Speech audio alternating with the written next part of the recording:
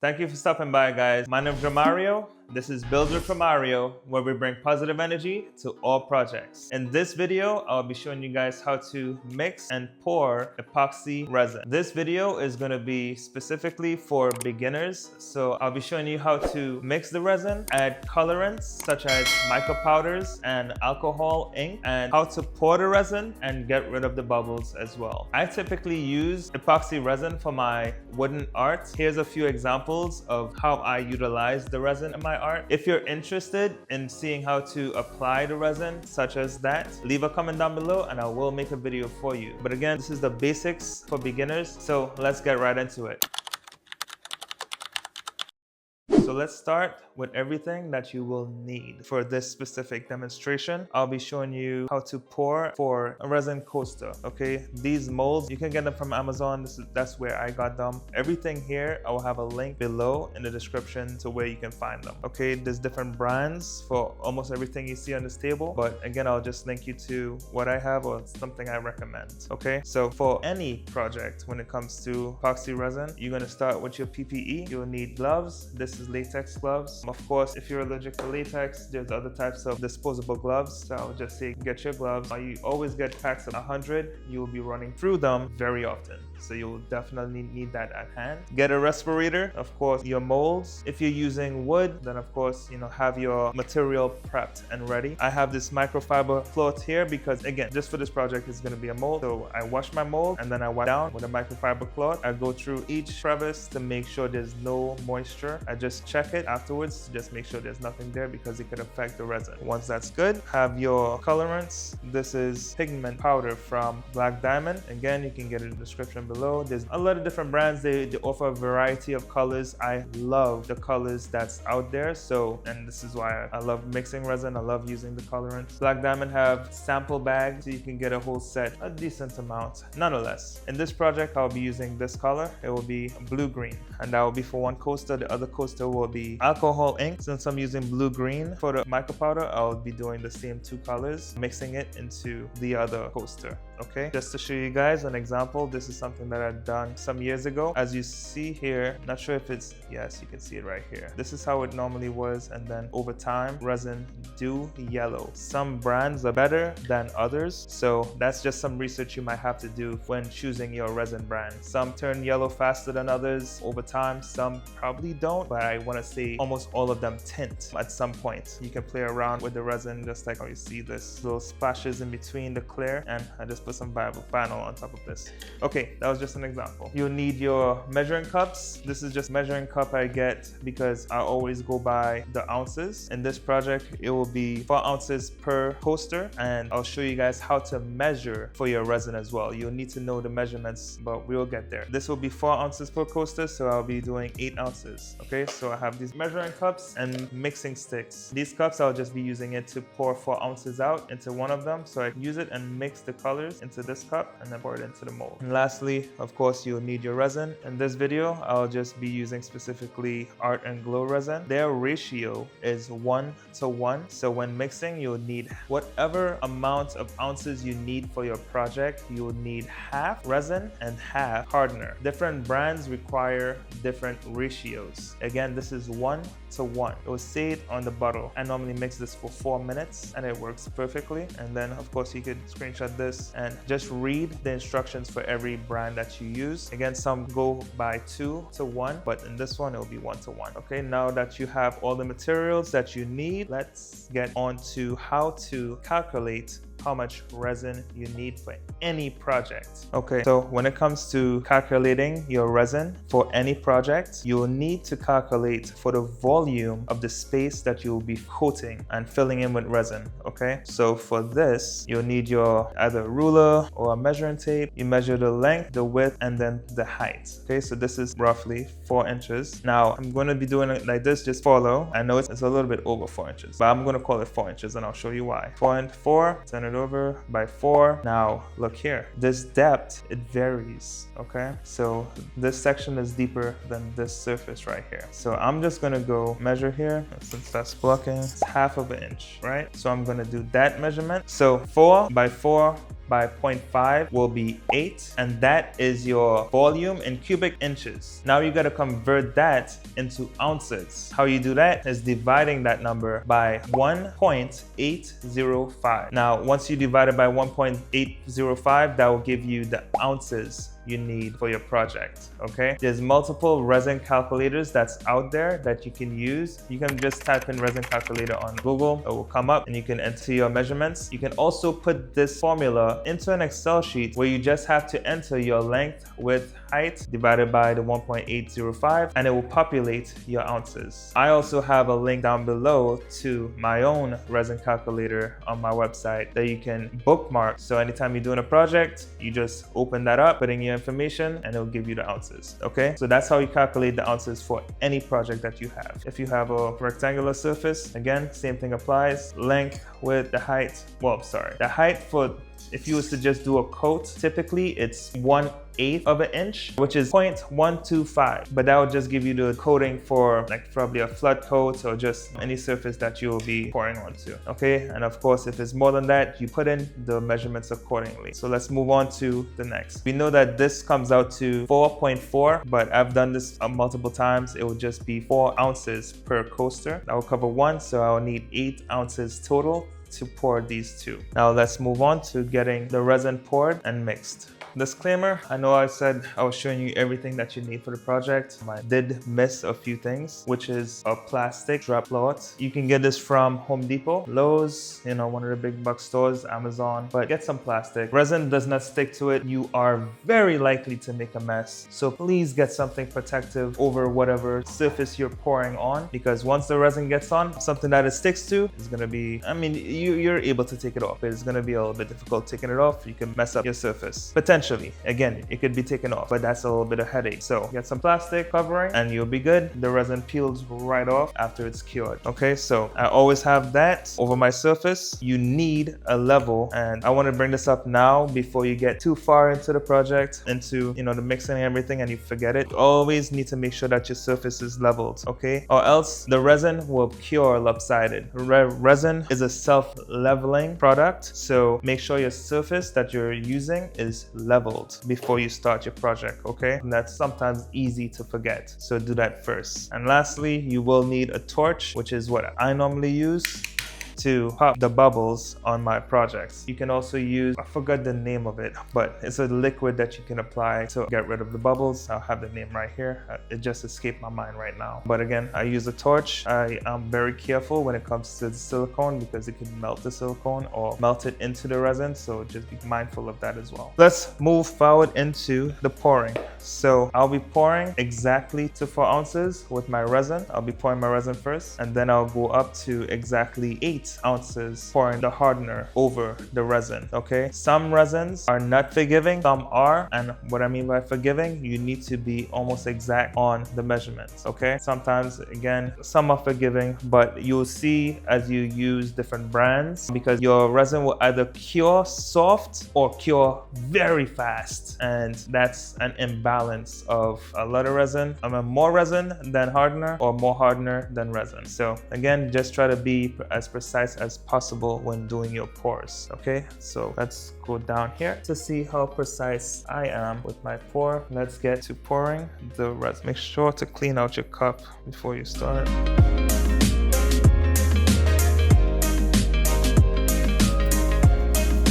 Okay, so I'm at 4 ounces for the resin. I'm going to pour the hardener. Again, some resins, the hardener portion, it turns yellow if it sits for too long in your storage area, garage, so on and so forth. So don't mind the color of this one that I'm pouring, because this is some resin that I just had there in my shop for some time. It's still going to cure well, but if you was to pour this without a colorant, you'll see it yellow or a little tinted, if anything, but it still cures just the same once you pour it correctly. Okay, I'm at 8 ounces. And please don't confuse, for one coaster pouring 8 ounces total. It will be 4 ounces per coaster. So you see I have at 8 ounces. The other thing is that you have a certain amount of work time when it comes to resin once you have them both mixed. I want to say I have probably 30 minutes or a little bit less than that to get this mixed up and poured into my desired, you know, mold or whatever it's coating. So normally Usually I use a paddle,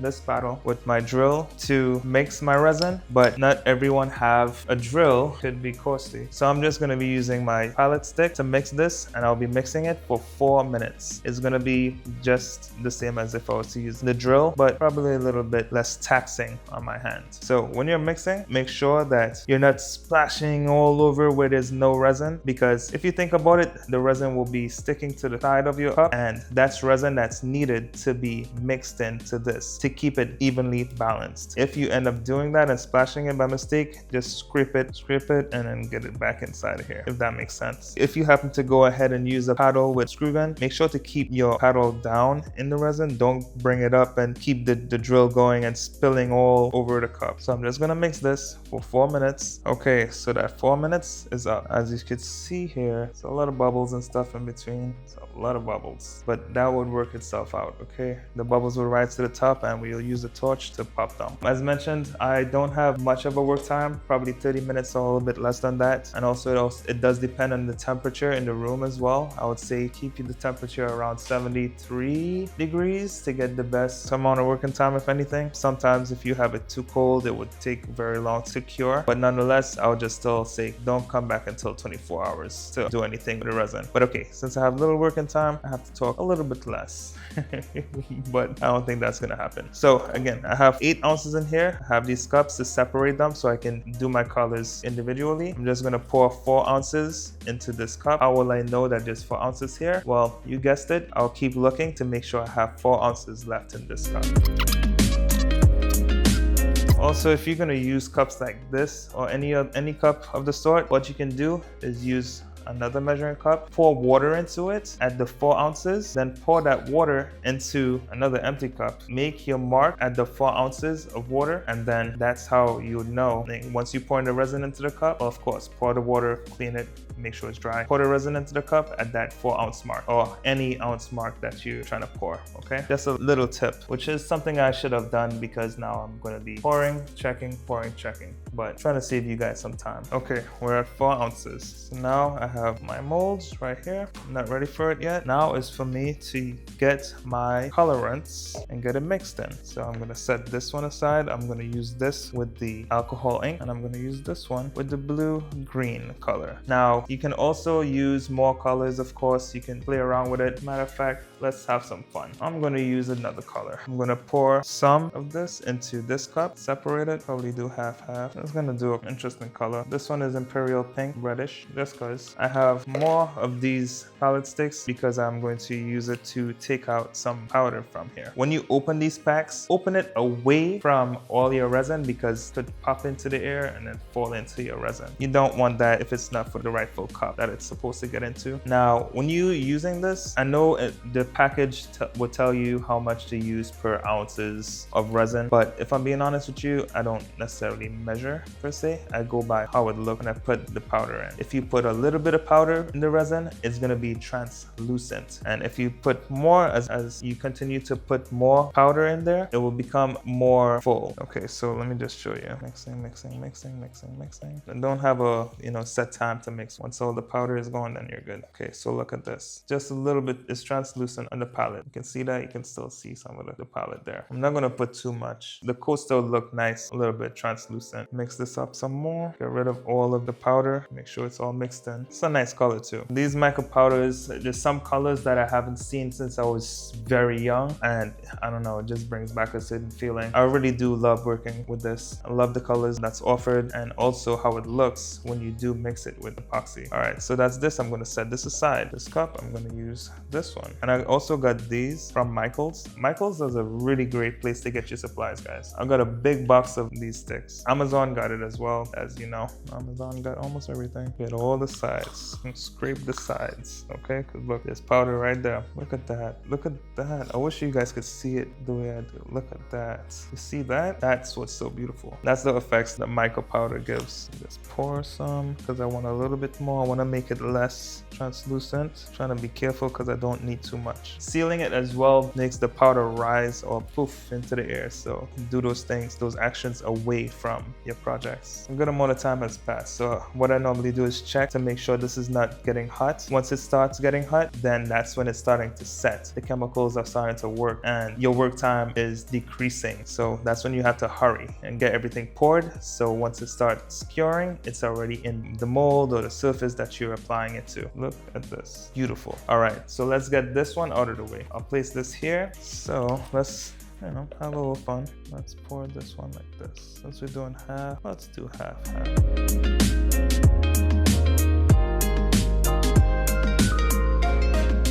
I'm just doing something random. This is just colors I'm using, okay? Of course, there's so much different colors that's out there that you can use. And let's fill in the rest like that. Now, the other thing you can do, and this is not just for this specific project, get you some toothpicks. What you're gonna do with the toothpicks? Well, you're gonna have some fun. You can play around with it. Make some little swirls. Don't mix the color. Like, don't mix it. Just make some lines. Make it look cool. And when it cures, it will look really nice. Now, you see all the bubbles that's here? You can see how this is rising, and you can see right here, all these bubbles right here that's forming into white. It looks like it's foam. You take your torch and just pulse it. Pulse it. Pulse. Remember to have your mask on when you're doing this.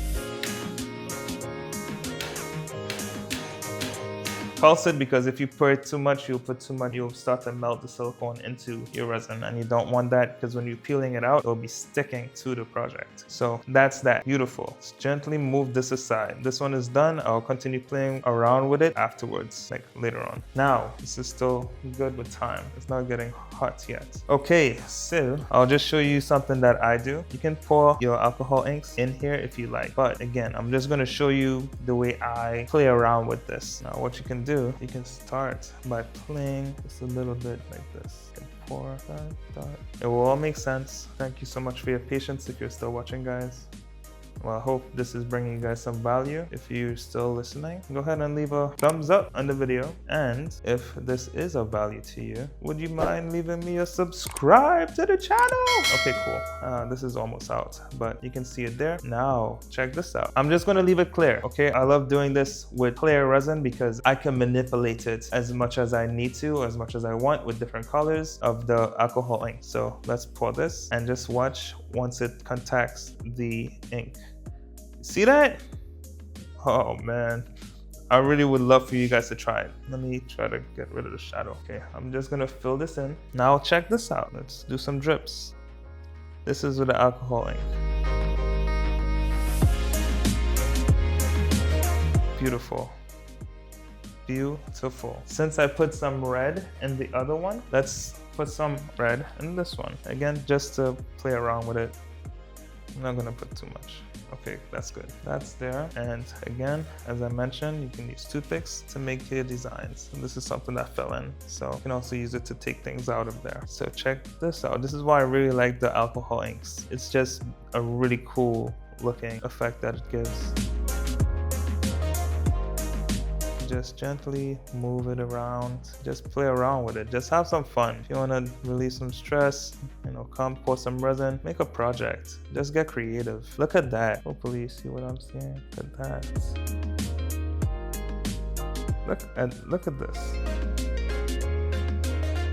All right, you get the point. I obsess over this. I really do. You know, just swirl, swirl, swirl, swirl. You could pour some more ink if you want to. It's at your discretion. There's no wrong way to do any of this. It's creativity. And it will come out beautiful. I let these sit for 24 hours. Honestly, if I'm being honest with you, probably a little bit less than that. You can come back after 10 hours. But today's a weekday for me, you know. Go to work, come back, and it's good to go from there. And however long that is, probably more than 16 hours if anything. But you come back and you can take it out of the mold and it's good to go. But that's practically all that you do. Come back, monitor it. If there's more bubbles, you pop it. It'll probably take an hour and a half before you no longer have to check up on it. And also, as time goes on, this design is going to disappear. Within an hour and a half, it's going to probably start to spread, do whatever it's doing. So if you want a specific effect in your resin, you got to come come back and check every 30 minutes to see how stiff the resin is. Once it gets to a gel-like state, which is where it's like right now it's very liquid, it's very